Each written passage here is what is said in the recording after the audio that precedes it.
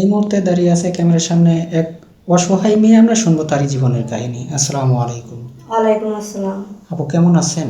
জি ভাইয়া, ভালো আছি। আপনারা ভালো আছেন? জি আলহামদুলিল্লাহ, আমরা অনেক ভালো আছি। তো আপু আপনার নামটা বলবেন আর আপনি কোথা থেকে এসেছেন? আমার নাম মিথিলা, আমি রংপুর থেকে আসছি। ও আচ্ছা, তো মূলত ক্যামেরার সামনে কেন আসছেন? ভাই মূলত ক্যামেরার সামনে আমি এর আগেও আসছি, এখনও আসছি, শুধু একটাই কারণ, আমার জন্য একজন সুদক্ষ পাত্র চাই, ভালো। ও আচ্ছা, তো আপনি কেমন বয়সী লাইফ পার্টনার চাচ্ছেন? আসলে বয়সটা আমি আগেও বলছি, এখনও বলি, বয়সটা কোনো ফ্যাক্ট না। আপনার যদি সে 40-45 হয় তা তো আমার সমস্যা নাই, কিন্তু আমার মা আছে, এর আগের ভিডিওতে বলছি, তো আমার মায়ের এবং আমার দায়িত্ব যদি নিতে পারে এমন কোনো পুরুষ আছে আর কি। জি জি বুঝতে পারছি। তো আপু আপনার বয়স কত চলে আর আপনি কি আমার আগে বয়স বেশি 27 বছর চলে। আমি বিবাহিত এবং আমার হাজবেন্ড মৃত। উনি একটা রোড অ্যাক্সিডেন্টে মারা গেছে। ও আচ্ছা, তো এই এখন যে এখানে আসছেন আপু, আপনি আগে তো বলছিলেন আপনার লেখাপড়াটা কতটুকু হ্যাঁ, আমি করছিলেন? তো এসএসসি পাস। এসএসসি পাস করছেন। জি জি বুঝতে পারছি। তো এখন আপনি বাংলাদেশের 64টা জেলা, কোন জেলা আপনার পছন্দ? আসলে সেরকম তো বলা যায় না আমার ভাগ্যে কি আছে। আহ, জেলা নিয়ে আমার কোনো সমস্যা নেই, কিন্তু মানুষ নিয়ে সমস্যা। মানুষ ভালো হতে হবে।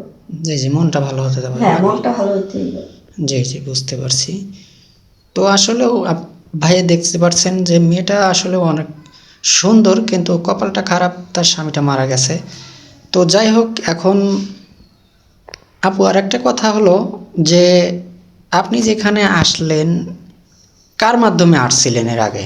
বা এর আগে আমারই মানে এলাকার একটা মেয়ের বিয়ে হয়েছে আপনাদের মাধ্যমে। জি ওর জি হাজবেন্ড প্রবাস থাকে, ওকে প্রবাস নিয়ে গেছে। তো ওই আমাকে বললো যে দেখ, আমি তো অনেক কষ্ট করছি, প্রবাস পর্যন্ত আসছি, তো ভালো আছি, তুই ট্রাই করে দেখতে পারো। তো আপনাদের নাম্বারটা হইতেছে, আপনাদের সাথে আমি এর আগে যোগাযোগ করছি, এবারও যোগাযোগ করলাম। জি জি বুঝতে পারছি।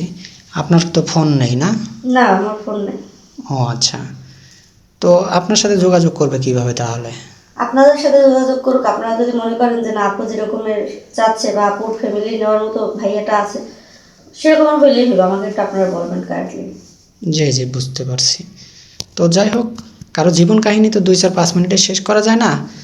আর মেয়েটার কোনো ফোন নেই, আমাদের নাম্বার দেওয়া থাকবে, মানে ইউটিউব চ্যানেল কর্তৃপক্ষের নাম্বার দেওয়া থাকবে। কেউ অযথা ভিডিও কল দেবেন না। আপু আপনি কি খেতে ভালোবাসেন আর একটু বলবেন?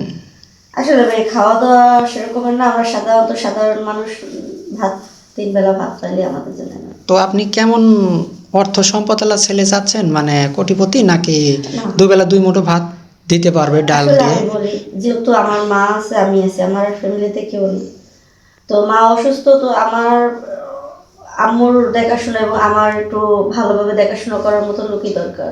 সেই কোটিপতি হওয়ার কোনো প্রয়োজন নাই, আবার এমন না যে তার ফ্যামিলি আমার ফ্যামিলি কারো দায়িত্ব নিতে পারবে না, কারণ আমি তো একটু সমস্যা আছে দেখে একজন ভালো মনের ভালো মানুষ হচ্ছে। জি জি বুঝতে পারছি।